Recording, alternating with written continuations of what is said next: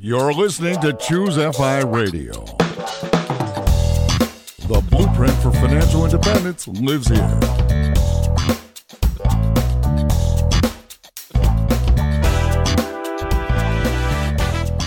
If you're looking to unlock the secrets to financial independence and early retirement, you're in the right place. Stay tuned and join a community of like-minded people who are getting off the hamster wheel and taking control of their lives in the pursuit of financial independence. Choose FI, your home for financial independence online.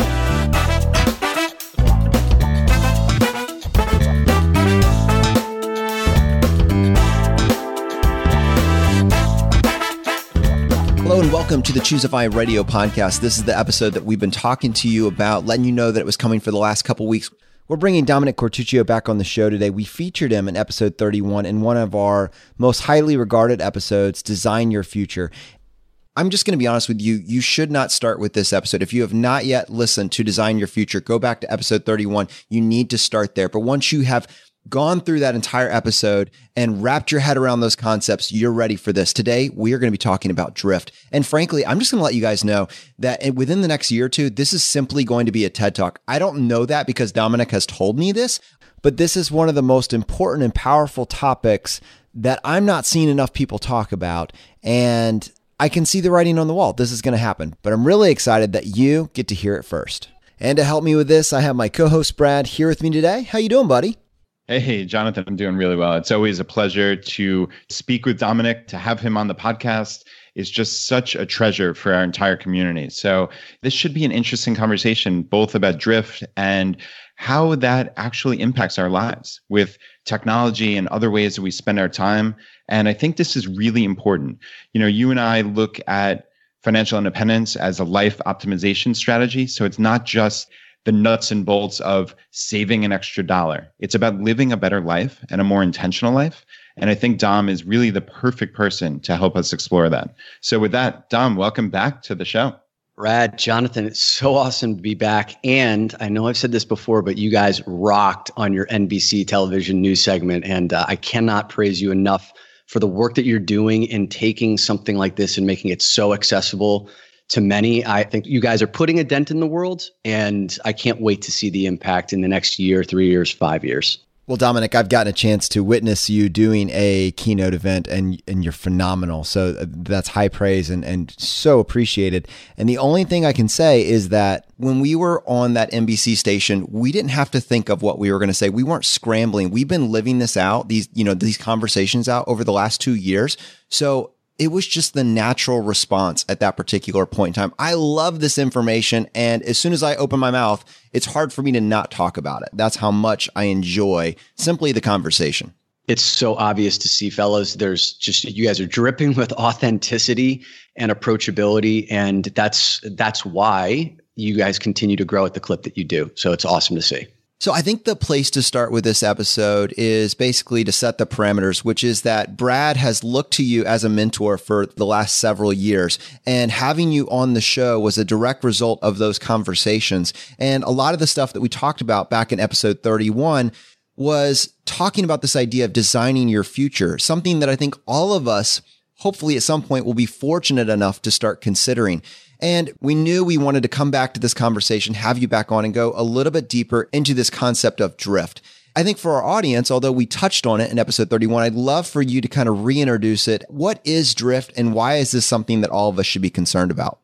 Okay. Drift is the enemy of intentionality. And so in the context of the FI community, you are living an intentional life around how do you spend less, save more, invest the difference, and then live a life of freedom within a period of whatever the horizon is that you've specified in your life.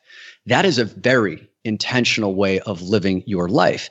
Drift is the opposite of that. It's when you start to just move away from those commitments that you've made to yourself, and drift is constantly pulling at us to keep us off track. I learned about this concept from someone that I consider to be my mentor, even though he's been dead for decades. And the gentleman who introduced this concept to me is the author of Think and Grow Rich fame, Napoleon Hill. there have only been 15 books that have ever sold over 50 million copies in the history. These are non-religious texts. And most of those books are like Harry Potter type books or The Hobbit. The only business book that has ever sold over 50 million copies is Napoleon Hill's Think and Grow Rich. So who's Napoleon Hill? Napoleon Hill grew up during the Great Depression era, and he had a mentor by the name of Andrew Carnegie, right? So the Carnegie fame. And Carnegie said, Napoleon, if you want to learn about what makes the most successful people in the world successful, then you have to interview the most successful people of the world, interview 500 of them and mine their secrets. And so that's exactly what he did. He went out and interviewed the Henry Fords, the Roosevelts, the Rockefellers, and distilled their secrets and wrote the book, Think and Grow Rich, which became this Bible for how to attract riches and abundance into your life. But what I was most interested in was the second part of the challenge that Andrew Carnegie gave to him, which was to say, and if you really want to understand the human experience, then you need to go out and interview 10 times as many people who, on their deathbed, recognize and acknowledge that they left chips on the table, that they did not live a life of intentionality and are willing to be honest with you about what they did and didn't do that put them in that place where they ended up on their deathbed in a place of regret.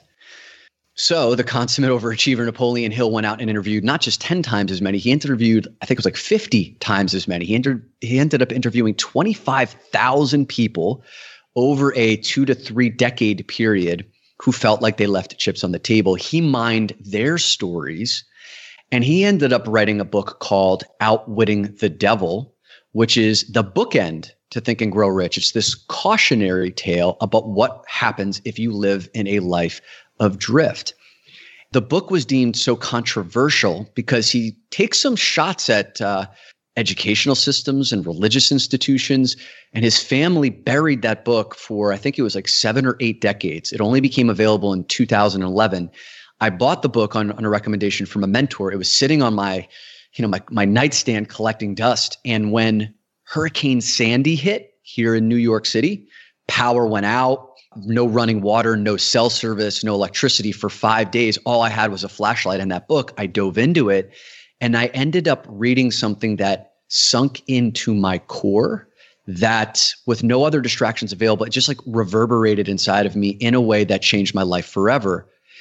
The passage that I read was written from the standpoint of the devil speaking. And the devil in this book is basically a collection of the 25,000 people's state of drift. And what the devil said was, the way that I get people off track is I enter the minds of people through habit. And in habit, I establish this practice of drift. And when I get a person to drift, I can lead him straight towards the gates of hell. And what he's talking about there, about establishing this habit of drift, is that we think on this conscious level that we are making decisions consciously, actively, proactively, when in fact, we are actually just running on autopilot. We're letting our habits and patterns that we've accumulated over the course of our lives lead us through this hypnotic rhythm of life. And it's only when an outside force thrusts itself upon us, like an unexpected illness, losing a loved one, maybe an unexpected pregnancy, losing a job, an investment plummeting, these terrible circumstances. It's typically a crappy circumstance that we actually truly wake up from our slumber, our drift, and we start to ask these more existential foundational questions about what am I doing, what am I committed to, and am I connected to purpose? And what I see as a coach and a leader and a speaker is that I see so many people who go through these awful situations that can become the most transformational moments of their life. You know, Brad, I know some specific instances where you were, put to the test with your business that became a launching pad for what you are doing right now with ChooseFI. Jonathan, I can guarantee you've had like a really difficult circumstance that has caused you to question, and it makes you the man that you are today. And your listeners are probably feeling the same way. So those moments can be beautiful and profound, but here's the problem. If the only moments that catalyze true change or introspection in our life are coming from outside forces thrusting itself upon us, then how in command of your life are you really? I'm most interested in building a muscle around how can you recognize when you are in drift yourself, not waiting for an outside force, to be able to navigate that internally and then to disrupt yourself so you can truly and constantly live a state of intentionality. Dom, what you just said there, how in command of your life are you really? That just hit home for me. So I think you've said previously that something like 95% of thoughts, feelings, behaviors are all unconscious. They're all just operating on this habit loop in essence. And you're talking about this outwitting the devil and habits being, I guess, the devil's plaything in this regard towards leading people towards drift. Have you ever really dove into good and bad habits? Because not all habits by definition are bad in this regard. But if you actually dove into one of your friends or clients or even yourself, have you ever looked at your own habits and said like, okay, most of these are good, but here are the 5 or 10 that I need to cut out? Like, how do you actually dive deep into your own habits and take that step back? This is such a robust question. So to go back to the statistic that you shared, neuroscience has shown, and there's a range here that neuroscientists will say that somewhere between 87 to 97% of our thoughts and feelings and behaviors fall below our conscious detection. So I like to say that 95% of our thoughts, feelings, and behaviors fall below our conscious detection. Only 5% of what we think, feel, and do, we're actually able to consciously detect. And so in the 5%, this is where your willpower and discipline reside. This is where like you make a conscious choice. This is where like the evolved part of your brain, the conscious part of your brain makes decisions, but it's also the part that depletes very quickly. The 95%, this is the accumulation of a lifetime of belief systems and habits and patterns that often aren't consciously designed. And if you think about the way that our bodies are structured, our brain is only responsible for 2% of our body mass, our body weight, so 2%, but it requires about 20 to 25% of our energy. So our brain is only like 2% of our body mass, but it takes about 20 to 25% of our energy. So we are naturally inclined, our brains are naturally inclined to find shortcuts and systems that allow us to operate much more efficiently. Could you imagine if every time that you woke up and got out of bed in the morning that you had to consciously think about, I have to put my left foot down on the floor, right foot down on the floor, I have to pick up my toothbrush, it would drain you. You wouldn't get past the first half hour of your day. So we create these shortcuts that allow us to actually operate. And Brad, to get to your question specifically, most of us that end up in a place where we're functioning have developed habits and patterns that serve us. And if we're not evaluating those habits and patterns on a regular basis, then we can end up in a state of drift where what was once serving us is no longer serving us. Let me give you a specific example. What I find with a lot of people who are high performers, because I end up working with a lot of them in the professional space, is the Marshall Goldsmith quote of, "What got you here won't get you there." So for example, one of the things that I find with high performers is this constant theme of they got there because they worked harder than everyone else. And they built this muscle of being first man, first woman in the office, last man, last woman out of the office. And that is a strength, that is a habit, a skill set that you build up over the course of a lifetime that can serve you very well. And then you realize, most people don't realize that is not a scalable model. There are only so many hours in the day. You only have a certain amount of energy that you can capitalize on. And yet when you reach this threshold of now, you have to go to the next level. Like you want to double your sales goal, or you want to double your free time, or you want to double whatever it is. You can't do that by continuing to work more. You're actually running yourself into the ground. But most people don't stop and inspect that belief system around, oh, the only way I can achieve more is by working more. They just don't even question. It's not even on their radar. And so I find people constantly pushing into the state of burnout where they're taking on everything at work, everything at home, everything in their friends' lives come to them because they're that consummate high achiever. And without stepping back and looking at, is this system outdated? Am I running on iOS 3 when it's like iOS 11 time? Then you are draining your battery in a way that's no longer serving you. What does it look like to hit a reset button on that? It can be painful at first, Jonathan. it can be extraordinarily liberating. Let me give you an example of my life. So a specific example of my life. When I was 25 years old, I was this like fresh-faced kid at Prudential Retirement. So we sold 401k plans and pension plans to large organizations. I was this super lowly sales support person that supported like our top salesperson. And I looked at the salespeople and I was like, these guys call their own shots. They make a ton of money. They have expense accounts. Like, I want to do what those guys do. They seemed like they walked on water. And there was this one day where the national head of sales came bursting into a conference room that I was sitting in. He's like, Dominick, do you want to be a salesperson? And I'm like, yeah, George, I do. And he goes, great. You got this channel, M&T Bank. Go up to upstate New York and sell through M&T Bank. I'm like, okay, great. And he walks away. I didn't really realize what I had agreed to, but when you're young and hungry, you just say yes to an opportunity, you figure it out later. What ended up happening was I found out that I had inherited the single coldest sales channel at Prudential Retirement. We had an existing relationship with them that needed to be managed, but from a new business standpoint, it was cold. And so I went up there as this like baby-faced kid. When I met the decision makers that were up there, Jim and Ann, they were in their 50s. They looked at me and they laughed at how much of a child that I appeared to be. And they were like a little bit insulted that I was the new ambassador for Prudential. What I had to do with them was to say, guys, to be honest, I don't have experience. I know I look young. What I lack in industry knowledge, I will more than make up for in hustle. And if you just give me a shot, I will be the most responsive person that you've ever met.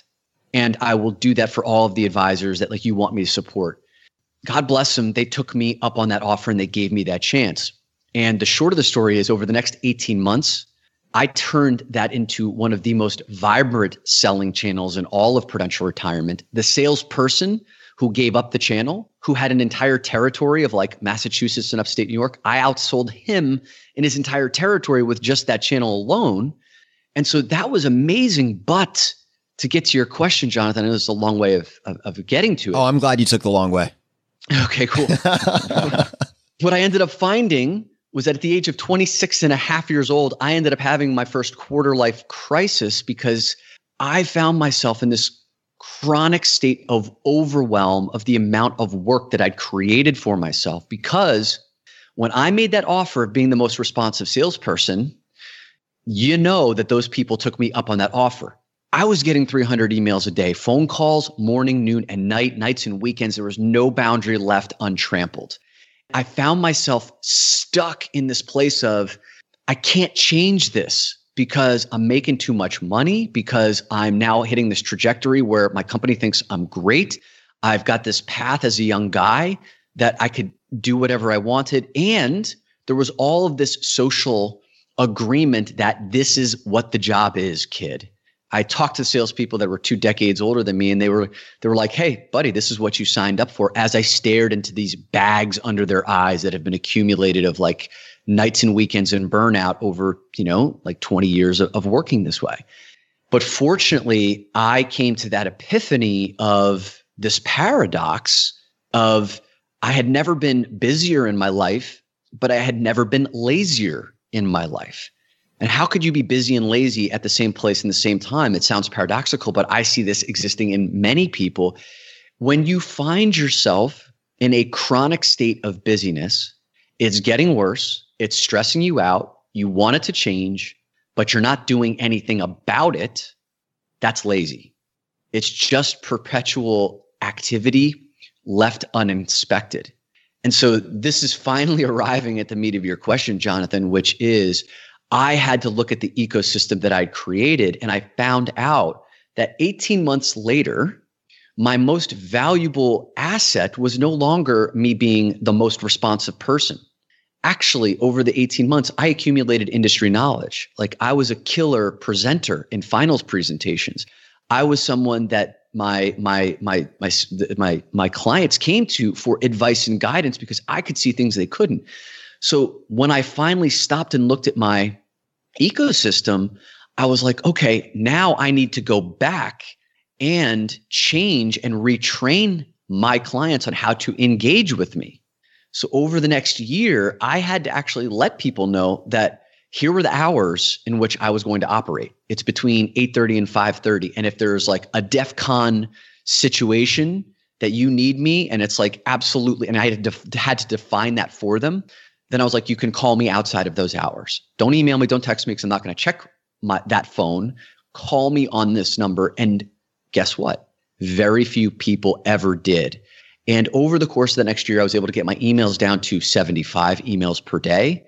I was able to get back a sense of command in my life. And there were some eggs that were broken over that period of time where I had to have some difficult conversations with people and navigating them from what they were used to, because it was easier for them to just hot potato emails and messages to me.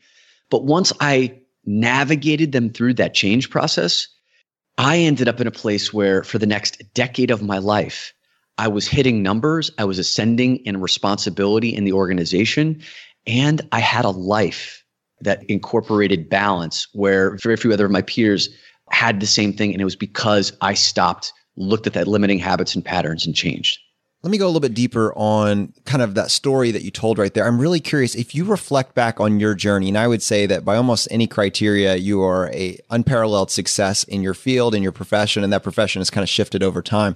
If you look back at your path to where you are now, would you say that hustle and being willing to take all and be the most responsive person, was that the wrong way to do it? Or was that like a time in life and at some point you will and should pivot? Love that question. I think it's kind of like startup mode.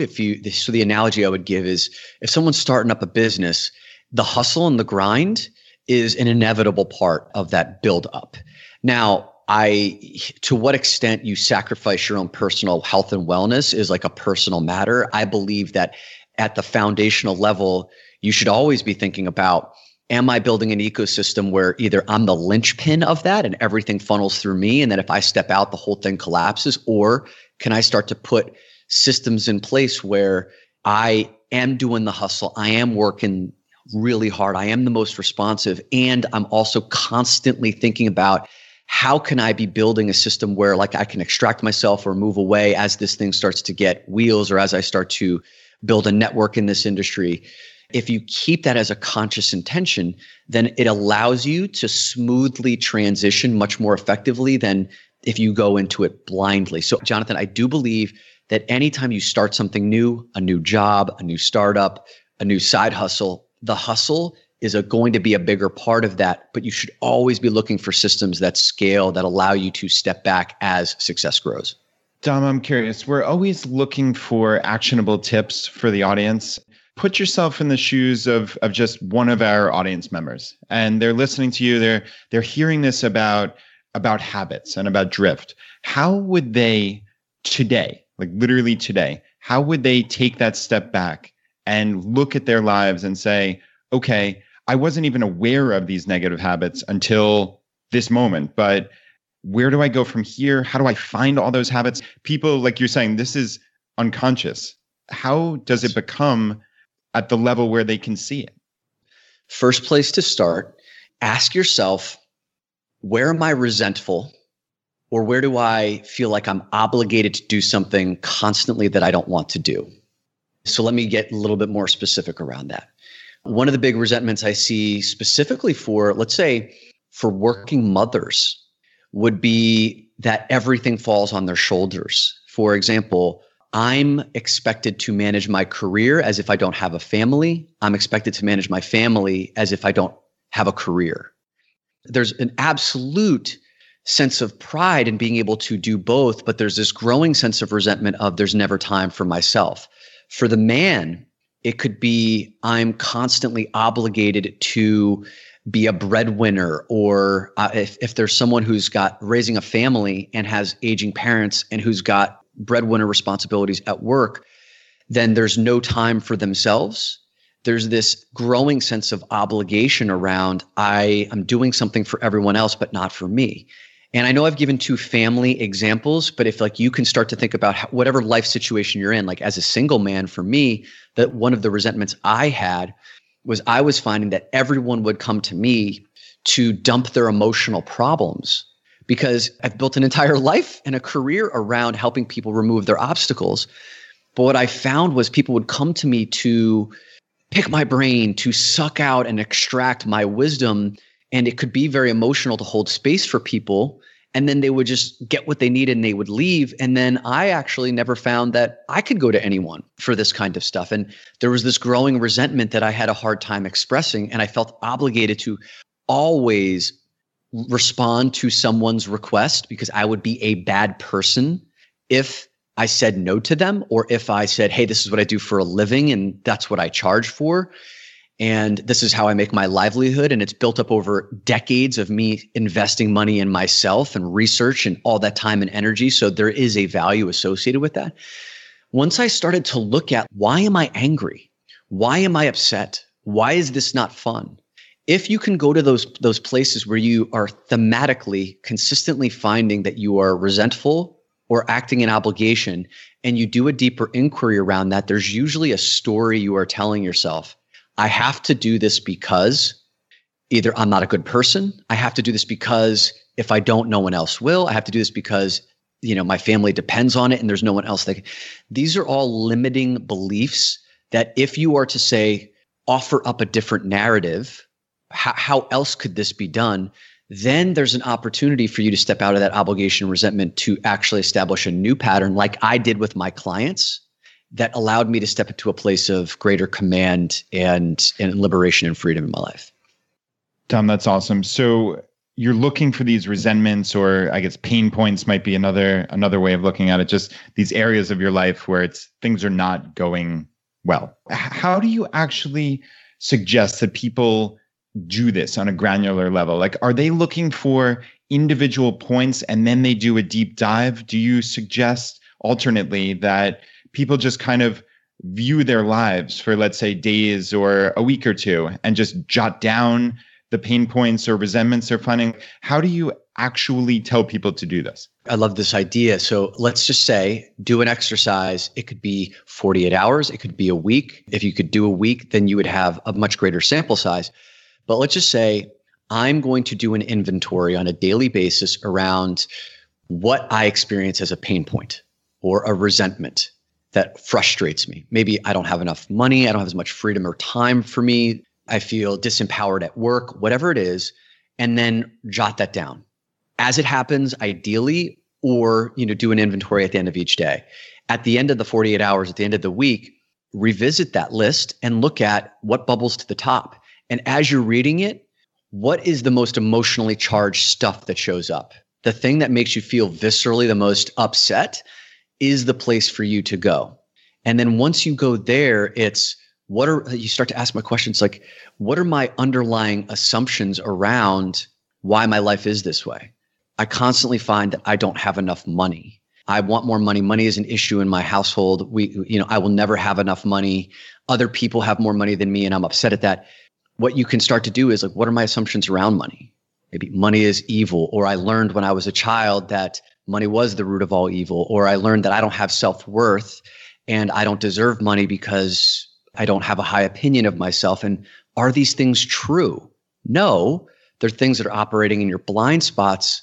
But once you get a chance to awaken to what's going on in that 95% of your thoughts and feelings and behaviors that are below your conscious detection, you can bring them above the surface and then inspect whether or not they have a place in your life. So Dom, obviously we're talking about diving into the really impactful ones first, but I mean, people have many habits, right, that aren't serving them. And they might just be as simple as something around technology or something around, I don't know, some way they communicate with family members wouldn't rise to the level of what you're necessarily describing here, or at least how I'm hearing it. At what point do those items get tackled? One of the biggest things that I see keeping people in a state of drift is technology, specifically our phones. Whether I'm talking to high performers, whether I'm talking to people who are farmers, whether I'm talking to people in Dubai, an emerging nation where when I was walking down the streets, construction workers on breaks, 100% of them are using their iPhones. Our technology is not just in adults' hands, it's in children's hands. It's a family issue. It's a productivity issue. It's a personal mental health issue. One of the things that I've started to discover is that we've allowed this amazing technology into our lives without questioning what role we want it to play.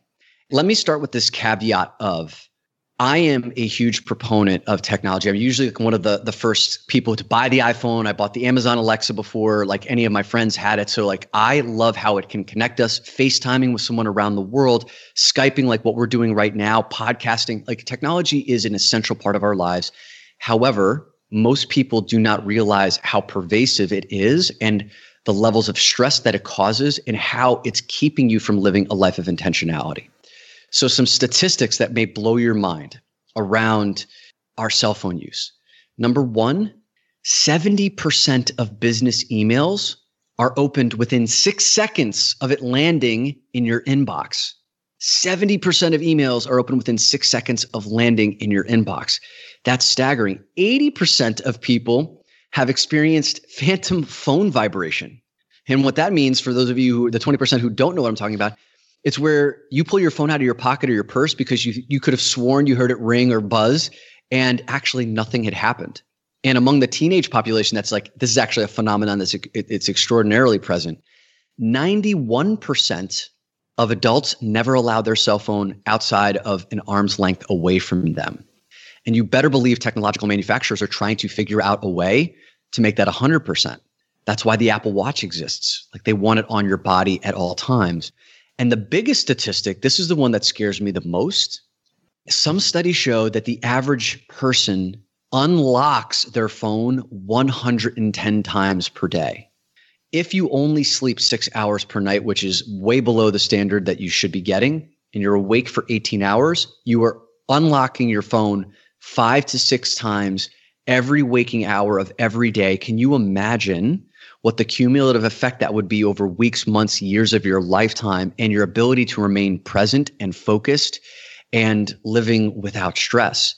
It's having a profound effect on us. And what I learned in doing research around this is that Steve Jobs, when he invented the iPad, he would not allow his children to use it.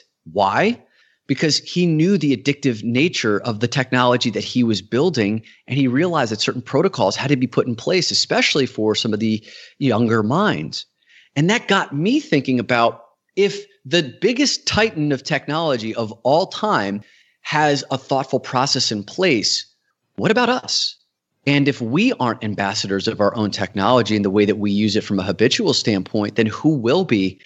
And I'm sure we can get into a discussion about this, guys, but like there's some really deep research that I've done that will, I think, scare some of your listeners in a useful way about how some of this technology is designed to keep you like legitimately addicted and how you can start to break those patterns so that you can step out of drift and actually have a conscious design around how you use your phones into the future.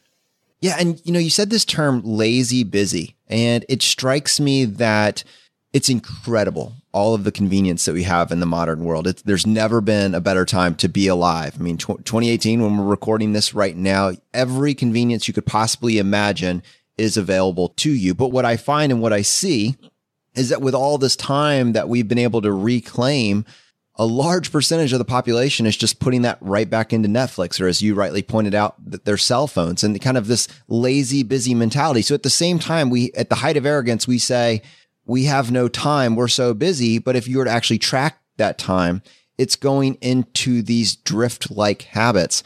It's something that, as a podcaster and as someone that obviously that heavily leverages technology and leans on it and benefits from it, I struggle with personally to find that point of diminishing returns and set those boundaries for myself, for my wife, for my son. Yeah, and lazy busy certainly hit home to me as well, Dom. I think in my more introspective moments, it's hard for me because I think on like a macro level, my life is going wonderfully. Things are great financially. I think I'm making a positive impact on the world with this podcast. And yet I'm not sure that I'm anywhere near intentional enough with my days or weeks or even months.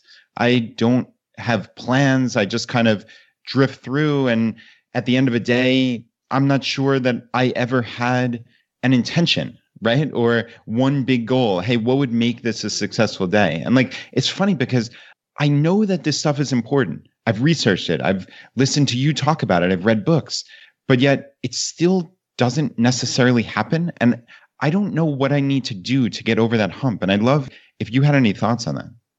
Yeah. So Brad, I'm going to go with you first here. So one of the things that Napoleon Hill talks about with the antidote to drift is to having an overarching mission or purpose that is so inspiring to you that like when you are about to exit this earth, that like the legacy that you've left behind is something that's so powerful that you feel like you've lived a life of intentionality. And you may remember that one of the exercises I recommend in my book that we talked about on your last podcast is writing your eulogy. And I know that some people can kind of bristle at that because like the idea of contemplating death is something that's scary. It's actually a beautiful moment to be able to connect with not the act of death, but to connect with this like I've lived 80, 90, 100 and 120 years, whatever you think. And like, what did all of these great days look like in front of you? Because if you have this North Star, if you have this like GPS destination that you're going, then when drift kicks in and like these moments of a daily day in and day out grind, you can actually course correct very quickly. The analogy I think many people have heard is when a pilot takes off and they're heading towards a destination, they're off track 95% of the time. But as long as they understand the flight pattern of the destination they're going, all they need to do is stick that landing, and that's a successful mission. So I offer people the chance to think about like, how long do you want to live? Who are the lives that you touched? What is the legacy you lived behind? If the greatest days of your life were in front of you, what would those look like? You know, and how did those unfold for you? And for you, Brad, specifically, it's like you have this platform where you have millions of downloads on this podcast. If you are affecting lives of not just your listeners, but their families, could there be 10 million people who are living a FI lifestyle by the time that you've finished your time here on earth? And what would that mean for them? How many people will have been pulled out of poverty? How many people will be contributing back to their society? What is the reverberating effect of that in the world based on like what you and Jonathan are doing right now? And when you can really connect to that on a conscious and consistent basis, then when like some of these daily things pop up that seem trivial that could pull you off path, that mission can come back and center you and say, I'm doing this because that's so important to me. And here's the line that I continue to grapple with. What if that mission in and of itself becomes addicting? And you're talking, this all has to happen in the context of balance. That mission is incredible. How does family fit into this? And what about when that mission has a technology component to it to be able to tether that to the point where if you're talking about taking a day off or going on a trip with your family, you kind of have this fear that you don't want to leave it. You're not sure if it's going to be there or it's going to be okay when you get back. And those are subtle guilt trips, but at the same time, they feed into this desire to be lazy busy. Yeah. And okay, so let's get really specific then maybe about technology, because this is the thing that even if you have an overarching purpose can still get in the way of you living a life of intentionality. So let me give you a prime example of someone who lives a life of intentionality. You've had him as a guest on your podcast. His name is Corey Mascara. Corey is a great friend of mine. Corey is a mindfulness instructor. His purpose in life is to awaken and enlighten people to becoming present through the art of mindfulness. And he's going to help millions of people before his time here is done. And he's already helping thousands and tens of thousands of people to do that. Corey spent 6 months in Burma in complete silence. Didn't speak to anyone, didn't talk to anyone for 18 hours and sometimes up to 22 hours per day of just meditating, making no eye contact with anyone. This is a person who is an expert in the art of presence. As he's come back into the Western world and he's developed a business that now requires being on Facebook, that requires being on Instagram, that he has to market on an email list. So he's constantly leveraging technology to get his message out. Corey can find himself in a place of drift because the forces of technology are so powerful.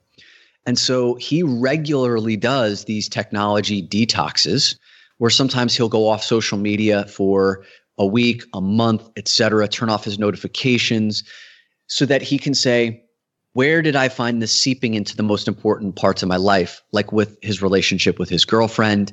Did he find himself not being able to connect with her because he was worried about the thing that flashed or that vibrated in his pocket and wondering, like there's this ticking clock in his head where, is she going to stop talking so I can go to the bathroom and check the thing that may be blowing up or detonating in my pocket right now? And so many of us can relate to that. So the place that I constantly ask people to start is to say, define what role technology is supposed to play in your life. And is technology helping advance that cause, or is it actually sabotaging that cause?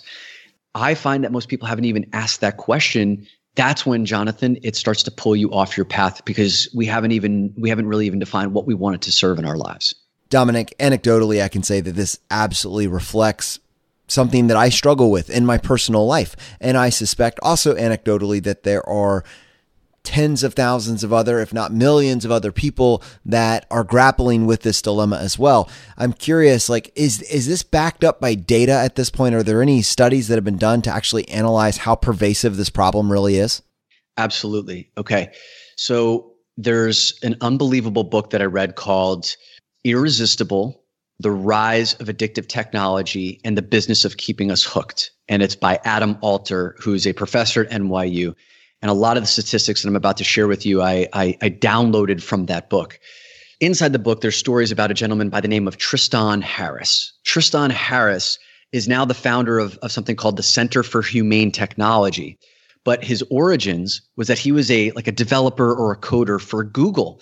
He was extremely talented, but the work that he was doing behind the scenes in Silicon Valley, he was finding that technologists were designing technology not to enhance your lives, but to keep you addicted to the technology. So think about this. When an app developer is developing an app and they want to get funding for their app from venture capitalists at a certain point in time, what venture capitalists, what money and seed money is looking for is how many times is a person going in and opening that app, and are they spending more and more time on that app? And so it's all about how much they can keep you hooked on that technology, not is it enhancing your life. And I don't think there's some grand conspiracy or an evil empire that's looking to keep us as zombies in our technology. It's just how this system is set up, the reward system, the incentive system for people to design technology this way, that when you download one app that's designed that way and you have 20 apps like that on your phone, and you have a phone that's specifically engineered to keep you hooked, this collective effort and energy, it's no wonder why we spend our time on our phone. Tristan Harris said that there are 1,000 of the best and brightest designers on the other side of your screen working very hard to break down your sense of self-regulation. 1,000 of the best and brightest designers working very hard to break down your sense of self-regulation. And guess what? They're succeeding. What those designers are doing is, this is true, they are going to the original gangsters of how to keep us hooked. They're going to the slot machine manufacturers that figured out how to get a fully functioning adult to sit in front of a slot machine in a chair for 15 hours with flashing lights, pulling a lever, wearing an adult diaper, not moving, so that they could just have that dopamine hit of getting a reward that is unpredictable. And by the way, there's this concept that Tristan talks about of variable rewards. We as humans are highly addictive to this concept of receiving a variable reward, meaning when we don't know a payoff is going to occur. And that's what a slot machine is, right? Like you can sit there pulling, there's no rhyme or reason. The win occurs when it occurs, and then your body floods with dopamine when it happens. That's why a lot of people in relationships, like if you've ever thought about going after someone who you know is not good for you, who you probably don't even like that much, but because they're so inconsistent with their affection, when they finally show you that attention, that variable reward, your body floods with chemicals, and you're like, ooh, I need more of that. The way that like the Facebooks of the world have implemented these subtle little triggers, next time you go on your Facebook app, watch for this. Facebook, when you pull it up in that notification tab, that little world icon, it used to, as soon as you signed on, it used to show you exactly how many notifications you had. Now, they skip a beat. There's like a second-long pause or a 2-second long pause where there's no notification. And you're left in this place of, ooh, I've got no notifications. I must suck. So it holds it back and then it releases that notification so that you go, oh my God, thank goodness I'm not irrelevant. Let's see what those are. And then you go dive in and then there's more chemicals that are flooding your body. I wonder how many people are taking their phones out right now to check and see if that is actually happening. Watch it. It happened. And I think Twitter does it too, from what Tristan Harris said. Like these extremely manipulative things that are keeping us hooked. And this last example that I want to give you that I saw in 60 Minutes, Anderson Cooper went on 60 Minutes. He went to a biometric facility where they hooked him up to all these sensors. They took his phone away from him. They placed it just far enough away from him so that he couldn't like grab at it. And all they did was have him watch his phone as his notifications popped up. And as the notifications popped up, he just observed it. And they would ask him a question, say, Anderson, what are you feeling as these notifications are flashing? He goes, I'm feeling nothing. Like my phone flashes notifications all day long. I'm used to this. But the machines that were monitoring what was going on internally told an entirely different story. Every time a notification flashed, his entire body flooded with cortisol. Cortisol is the stress hormone. Cortisol is the thing that stresses you out. It's something that can actually spur you into action. It's something that requires urgency and attention right now. And it falls below his conscious detection. Brad, Jonathan, think of how many times your phone buzzes, flashes, pings, rings. It is triggering that cortisol release in your system that is calling you into action. And even though on a conscious level you think you're overriding that, it is sending your unconscious system, which is responsible for 95% of what you think, feel, and do, to say, I need to go there. And so you are constantly in this state of tug of war. And what we found in talking to neuroscientists that I've done work with on this is that it puts you in this constant state of survivalism. And when you're in a constant state of survival, you're in fight or flight mode, you think that everything is urgent and critical. And it's not. And that's why people have such a hard time where they think that they can never take a vacation because it's like an email is life or death. No, you've just trained your body and your system and your chemistry to feeling that way. So when you create these temporary breaks, and I'll share with you some very specific tactical ways that you can break this pattern, this chronic state of being in stress, that you can start to take back command of what role technology is playing in your life and how it can serve you, not sabotage and hijack your day. That's absolutely frightening that our bodies are just reacting on this physiological level that we're just unaware of. Are we just so used to this? And we just simply tune it out. We don't detect these cortisol spikes. Do you think if you, at the very beginning, the first couple of times you would have noticed you were in an anxious state, like the very first, couple days you had a phone, or is it we just simply don't detect this? Like, is it too little, or what do these spikes look like on a real basis? So I can't answer it specifically from a science perspective, but what I can tell you from a lived perspective, from my own personal experience and also with a lot of my clients, it's a subtle and gradual layering on, kind of like you don't just wake up overnight 20 pounds heavier. When you put on weight, it's something that happens gradually and almost you don't recognize it until you see that picture of you 3 months earlier and you're like, oh my God, I'm a stranger to myself. And I think we only step up and I think actually a lot of people don't ever realize how chronic it's gotten. But when people have had that awareness of, holy cow, this is something that I think is problematic. I think the biggest problem, Brad, is that most people, A, don't know what to do about it. B, there's so much social approval around how addicted we are to our phones, and we kind of laugh it off that we don't actually see it for the problem that it is. And in that book that I recommended, Irresistible by Adam Alter, there are addiction treatment facilities that already exist today in the United States for people who are addicted to gaming.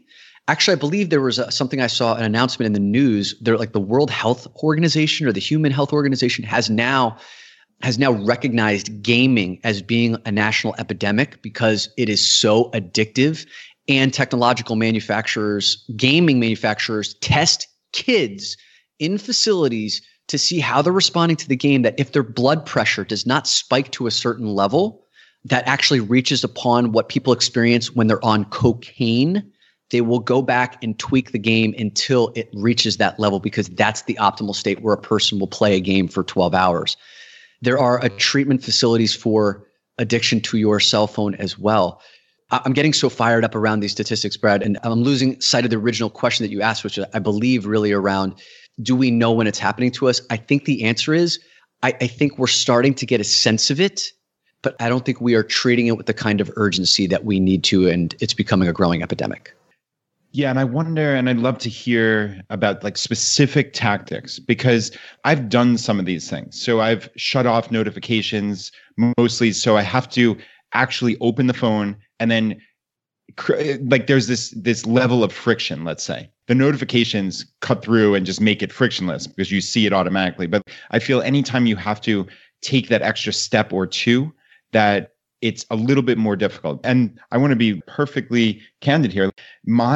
Just in recording this podcast, and it's funny, Dom, because even just hearing you talk about this and trying to become more aware of these unconscious habits, it's amazing how you can see them. So perfect example is when I'm recording, I have a stand-up desk.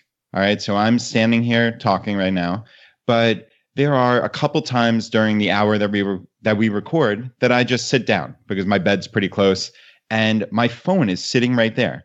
Literally every time I sat down, I looked at my phone. It was only 15 seconds each time, maybe less, because obviously I'm listening to you and Jonathan clearly, but I checked my damn phone while we're talking about this.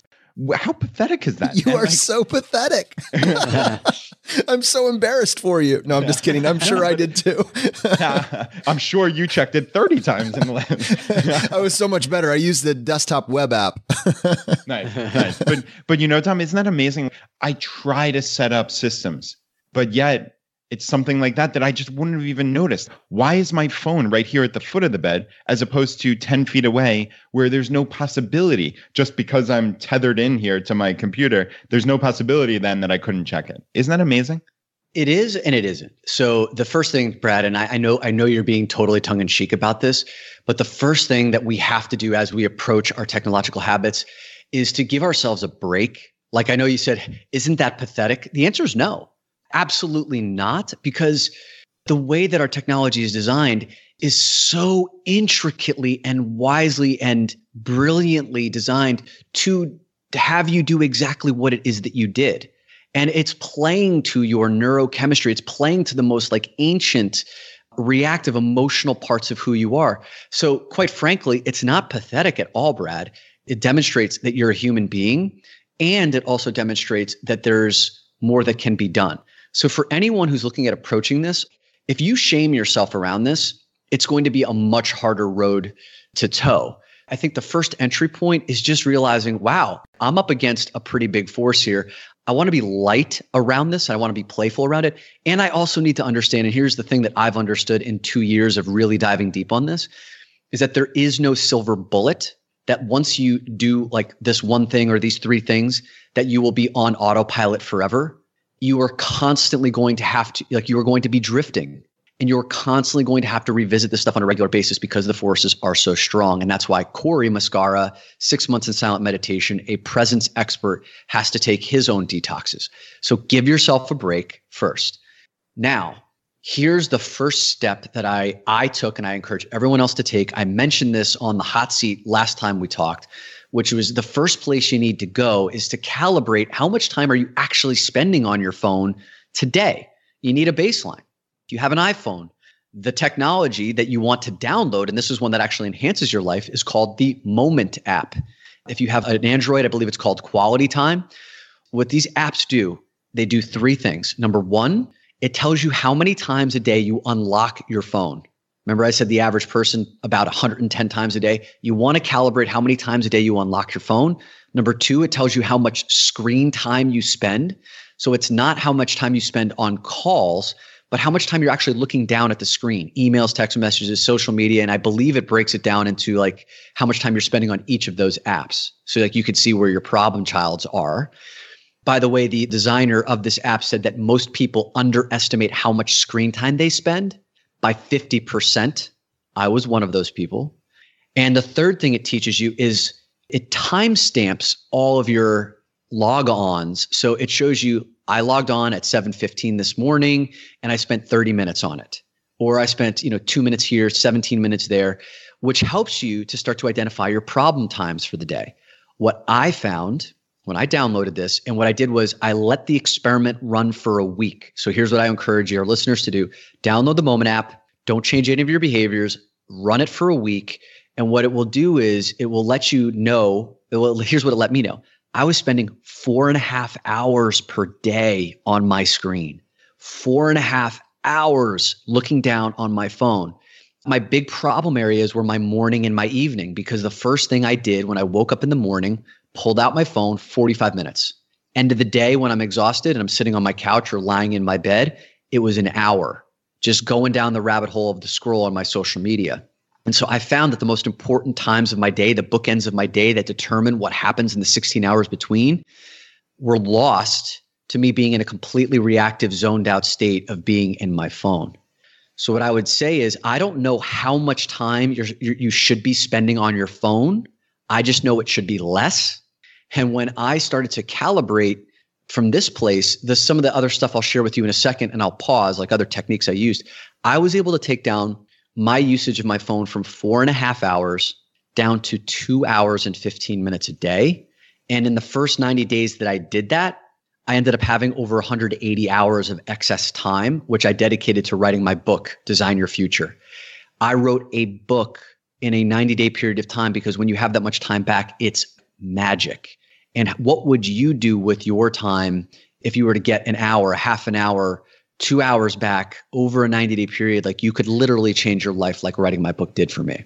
So Dom, obviously the time is essential. I totally get that. But you also described this cortisol rush of seeing these notifications or just knowing they're there, right? Or checking the phone. How do you cut down on the number of times you actually check the phone? Is it shutting it off? Is it keeping it out of proximity? Like, are there ways to mitigate that cortisol rush that just keeps happening over and over that we're just not aware of? Brilliant question. And by the way, the bookend to your question about the cortisol rush, like when you're stressed out, you seek a reward. And when you seek a reward to placate you, it could come in the form of looking for notifications on Facebook, or did someone like your thing, or did you get that email from the person you were waiting for? Can you see how the cycle perpetuates itself? The very thing that provides the tonic, the elixir, is the thing that provides the pain. So you end up in this chronic state of just going down that rabbit hole. So the two things that I would recommend is, number one, I found that when I asked this question in audiences, that 90% of people use their cell phone as their alarm clock.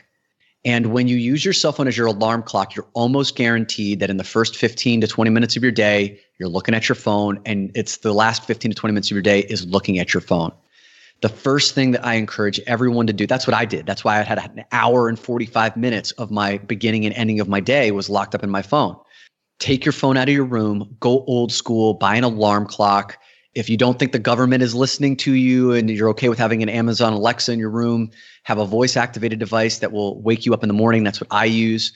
Get your phone out of your room. That will immediately cut down somewhere between a half an hour to an hour of use per day. It will actually help you to sleep better and also start your day more intentionally. And the second thing, this is huge. This is about notifications. Your phone, when you accumulate apps and downloads, et cetera, like almost all of them are automatically set up to notify you. And I see so many different layers of notifications. Like if your phone is just sitting in front of you, people have notifications where like their phone flashes. They have notifications where something will pop up on the locked screen. When you're on your screen, there's these drop-down notifications. There's buzzing, vibrating notifications. There's the little red dots on the icons. All of those contribute to like the cortisol thing that you're talking about, Brad. And how many of those things are actually essential? So what I've taught all my clients is eliminate all non-essential notifications. I'm going to go to the extreme where I am right now, and then I'll dial it back. I only have 2 notifications, period. Number one, my phone calls. So I have my phone calls come through, obviously, because if people want to reach me, and I've trained people to know that if they need to reach me, that's the way to get me in a time-sensitive fashion. And number 2, my flight app for Delta, because I fly a lot. If there's flight changes, I need to know about it. That's something that's essential and timely. I have my notifications turned off for email, for text message, for voicemails. I have learned to go in and check every 45 minutes or hour or whatever. And by the way, because people have been trained on how to engage with me, if there's something urgent, they know to call. And so the things that maybe I missed out on, like early on when I transitioned to no notifications on email and text messages, yeah, there were some eggs that were broken or some things that I missed that I could have gotten in a timelier fashion. But those short-term pain points have vastly been overweighed by this ecosystem I now create, this freedom of not having to look or not being pulled out of my moment because there's something buzzing, ringing, flashing, or pinging. Yeah, Dom, it's just such powerful information. And I'm curious, do you personally turn your phone off at any point during the day or keep it away from you? What does your perfect day look like, maybe with technology or just generally speaking? Okay, cool. I'll answer the question about the phone. Do I turn it off? Absolutely. A big part of my work is to do deep thinking. Anytime I have to do something deep or strategic, phone's got to go off. My iPad, my laptop needs to go away because all of the most creative thoughts come after like 15, 20 minutes of maybe sometimes dealing with frustration, coming up against dead ends. It's when you break through that like the epiphanies occur. And I haven't read the book, but I've heard enough people talk about it and share stories with me about, it's called Deep Work by Cal Newport. And what Cal Newport talks about is like you have to create these environments where you don't have interruptions, because if you're thinking about something, if you're working on something strategic, it could be work related or could it be relationship oriented.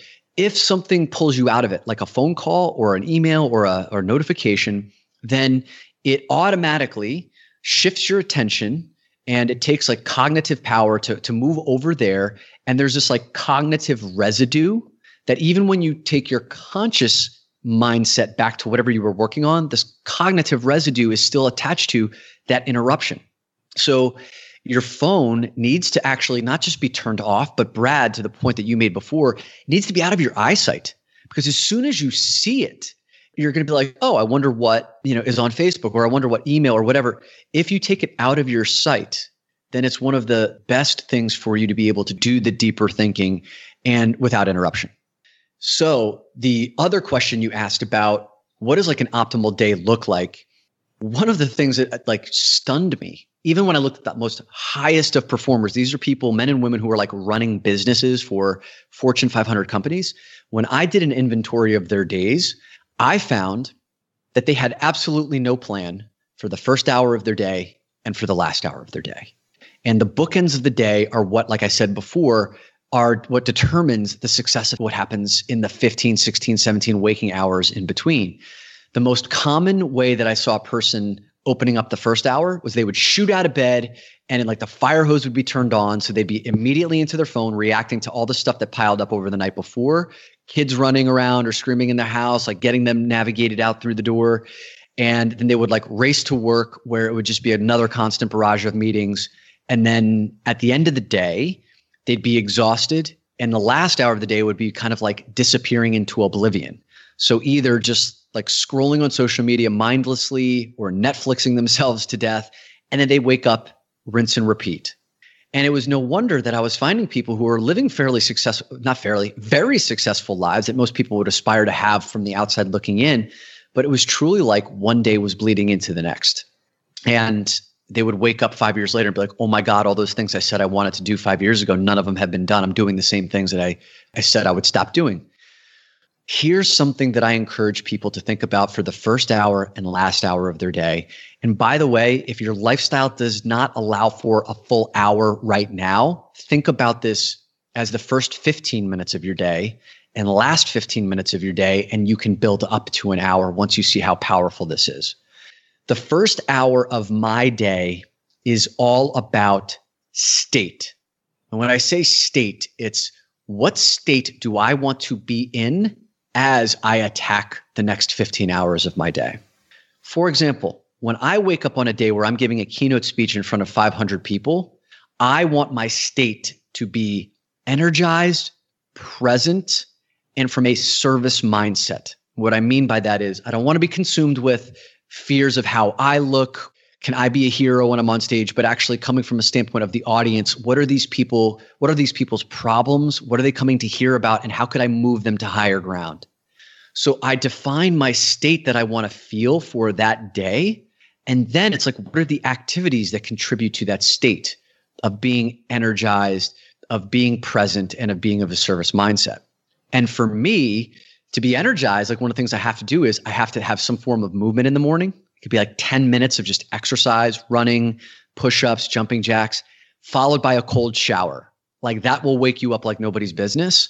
Presence for me is all about eating the right thing and potentially either reading a text that gets me present, like something like a mindfulness book or spiritual book, or meditating. And that's how I design my first hour. And I have like a pretty specific protocol for speaking days. I also have a specific protocol for normal days where I wake up at home and, it's just about working. If you would like a recommendation on like some ideas that you could do, there's a great book called Miracle Morning by Hal Elrod. And he has 6 different techniques that you can unpack about like how you could create an optimal state for your morning. And I'll pause there before I go into like what I believe your evening hour to be about. But does that resonate with you guys? And do you have any questions on that? Yeah, I would say that I do find that I am guilty of both of those. So my son comes into my, bedroom first thing in the morning, and my wife goes downstairs to make coffee. And while my son is potentially just hanging out with me, in the bedroom, my phone is in my hand, and I'm just kind of going through my morning process. And then at night, that last hour of the night, I can absolutely identify the drift at what you're talking about and how that does just bleed into the next day. I find that I get a lot done during the day, but my routine is garbage on both ends of that equation. I feel you. And one of the things so my routine was garbage for a while too. The reason why I know a lot of this stuff is because I've struggled with a lot of this stuff. So if you find yourself listening to this and you're beating yourself up, let that go. That's like making yourself wrong or having negative self-talk around. It just adds, it detracts from your energy. And just know that the people who are the best at this stuff are the ones that have struggled with it the most. And that's why we had to find a solution for it. And for me, I have a compulsive personality. So I get swept up into things that I enjoy. And technology for me, one thing I had to make a commitment on was that I was not going to look at my phone for the first half hour of waking. So if I wake up at 6 a.m., I'm not going to be picking up my phone until 6:30 or after. And that has served me so well because in that minimum first 30 minutes of the day, I can really reflect on like, what are the 3 things that I need to do today that if I were to do them, that this day would be an absolute success? And could I get them done before noontime? Because after that, then the entire day is gravy. And by the way, most times you can get those things done before noon, and then everything else is great. You just have to prioritize them and not allow for things to sabotage you and keep you in drift. Yeah, not checking the phone. I mean, that, even though I have gotten dramatically better at this, so I leave my phone in airplane mode, and I find that helps significantly as far as not obviously checking emails or texts or whatever, because they're just simply not coming through. So I think I'm okay there. But where I get into trouble is listening to podcasts. And actually, Dom, we talked about this offline, and I've done dramatically better in that I've probably cut my subscriptions to 80% of my podcasts at this point, because it was just this point of overwhelm where I was just constantly stressed because I had this backlog of podcasts. I needed to listen to them because new ones were coming out. I think I've done better there, but I still listen to the remaining ones. And that's kind of the first thing I do in the morning. And then it's, oh, my bed is comfortable. I'm lying here. I would love to get out and do yoga or stretching, which is probably like my optimal morning routine, but it's inconvenient with the stupid headphones, right? So like I've built this script. I'd feel so much better the entire day if I did that yoga or stretching. Sometimes I just still lie there with these OP headphones that are tethering me to this podcast. I think that awareness, I'm really going to try that. Don't even pick it up. Don't pick up the phone for 30 minutes. Get out of bed and do that. And I suspect that's going to be a much better and healthier day.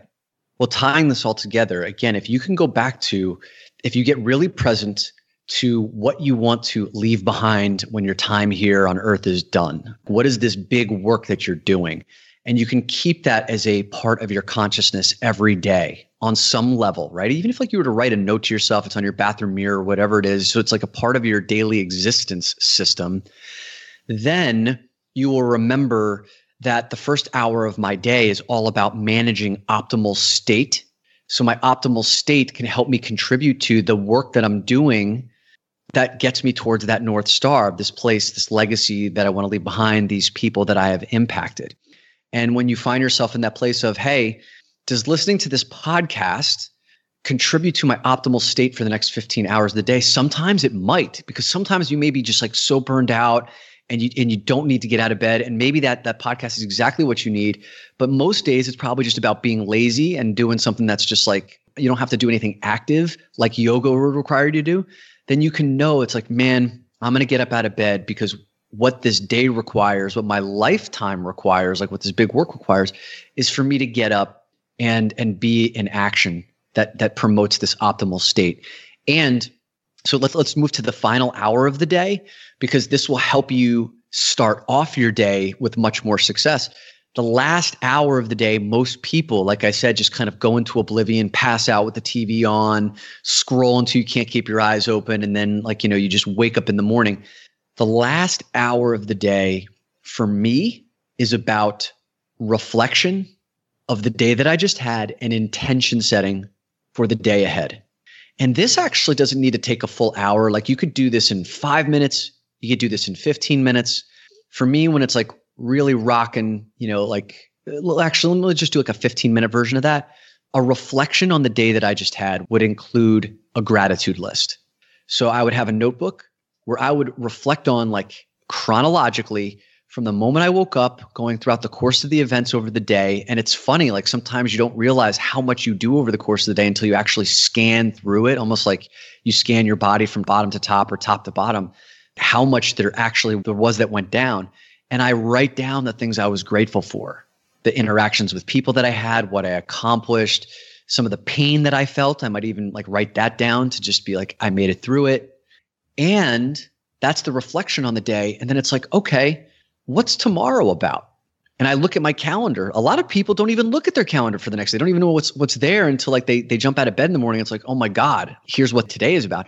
I look at what is the intention I want to set for tomorrow and how am I going to wake up when the alarm goes off? And Brad, if like you start to do that on a much more regular basis, I can guarantee you that when you wake up, you're going to know, is today the podcast day or is today the yoga day? And it'll be much easier in many cases. And here's the place you really want to get to. This is the amazing part, is you want to eliminate the decision altogether. The more decisions you have to make, the more cognitive load you are asking yourself to carry, you will be exhausted. And when you find yourself in that moment where your willpower and discipline is down, you will take the path of least resistance, which is oftentimes drift. If you make the decision the night before to say, tomorrow I'm getting up and I'm doing yoga, and it's not even a question when you wake up, even if you don't feel like it, it actually won't feel that hard. You'll get up and do it. Dominick, this has been intense, and I mean that in the absolute best sense of the word. This podcast was exactly what I needed today, and I think it will be for so many of our listeners. Now, we have been huge fans of your book, Design Your Future, and we talk about it virtually on every other episode. We have set up a short code where people can find the book, choosify.com/design. I highly encourage everyone to go give that a read. It will be a valuable use of your intentional time. But Dominick, for you today, what is the best way for someone to connect with you? Awesome. By the way, I'm sending Brad 5 copies of the book so you guys can give them away to some of your listeners, and you can choose to do that however you see fit. My Instagram is where I tend to be posting a lot of what I'm doing personally, professionally, talking about a lot of this stuff. So that's at Dominick Q. And you guys, I'm sure, will put that in the show notes for spelling. And my website, DominickQ.com, also has a place you can sign up for a newsletter that I put out on a weekly basis. Dominick, thank you so much for coming on the show. This has been a blast. Fellas, always a pleasure, man. Talk to you soon. You know, Brad, there's episodes that you finish and you are exhausted, but in the best way possible. Like, this is something that you needed to hear. This spoke to your soul. And you know, if you take action on it, your life will be better. That was this episode. Yeah, you're right. It's when it really hits home. I think it's just impactful. I think both of us feel that right now. I am kind of drained, but in a good way. Obviously Dom is such an energizing person, but there are these areas of my life that I just want to improve. And like Dom kind of said in there, I don't need to beat myself down and say, oh, that's pathetic. If I view this as a very positive thing, then I think good, happy changes will come out of it. And I think that's the takeaway for me with Dom's message and the episode today is that, all right, you need to take a step back, realize where your habits are and aren't serving you, and make the changes that you need, and make them because it's going to make a better life for you. And I think that's a really wonderful message. All right, my friends, if you got value from this episode, more so than any episode, take a second today and share it with someone else that you think might enjoy listening. But even more than that, take 1 second, press the subscribe button on the platform you're listening to this on. It just lets the providers know you're getting value from the show and you want to be here when we produce additional content. If you want to support us and what we're doing here at Choose FI, here are 4 easy ways. 1, leave us an iTunes review. If you want to do that, just go to choosefi.com/iTunes. 2, use our page to sign up for travel credit cards. If you want to travel the world with miles and points instead of your hard-earned dollars, then just go to choosefi.com/cards and get started today. 3, if you're working on the milestones of FI, set up a personal capital account to track your progress and use our affiliate link. It's completely free, and just go to choosefi.com/PC. P as in Paul, C as in cat. And 4, and most importantly, find your friends, coworkers, and family members who might be open to this message and tell them about the podcast. Have them start with episode 38, The Why of FI, and right behind that, have them go listen to episode 21, The Pillars of FI. It is a fantastic starting place. All right, my friends, the fire is spreading. We'll see you next time as we continue to go down the road less traveled. You've been listening to Choose FI Radio Podcast, where we help middle-class America build wealth, one life hack at a time.